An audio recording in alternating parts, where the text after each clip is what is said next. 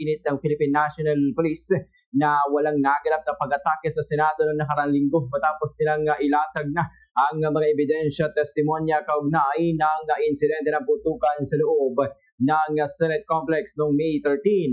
Sa isang press briefing sa Malacanang, ipinakita ni PNP Chief Jose Melencio Nartates Jr.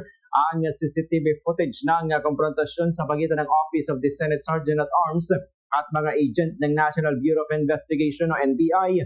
Kasama rin sa briefing sina Department of Interior and Local Government Secretary John Vic Rimulya, Justice Secretary Frederick Vida at Paras Press Officer Claire Castro.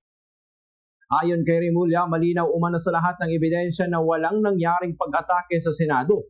Batay sa investigasyon ng PNP, nasa 29 na ahente ng NBI ang nasa gusali ng GSIS na katabi ng Senado noong araw ng insidente.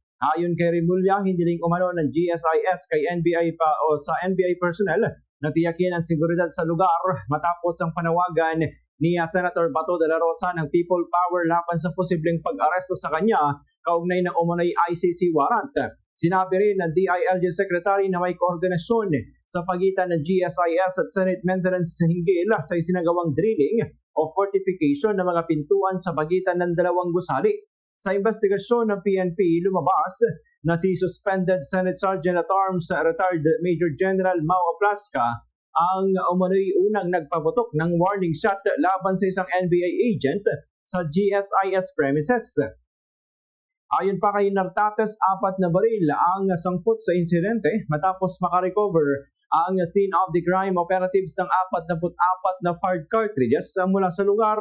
Samantala, sinabi naman ni NBI Director Melvin Matibag na halos tapos na ang kanilang fact-finding investigation at muling iginiit na hindi kailanman inatake ang Senado. Anya, walang NBI agents na pumasok sa mga opisina ng Senado at maaring patunayan ito ng mga miyembro ng media na nasa lugar nang mangyari ang insidente. Tumanggi naman na magbigay ng komento si Senate President Alan Peter Cayetano matapos ang press briefing sa Malacanang at sinabing ang papanoorin muna nito ang buong presentasyon bago magbigay ng pahayag.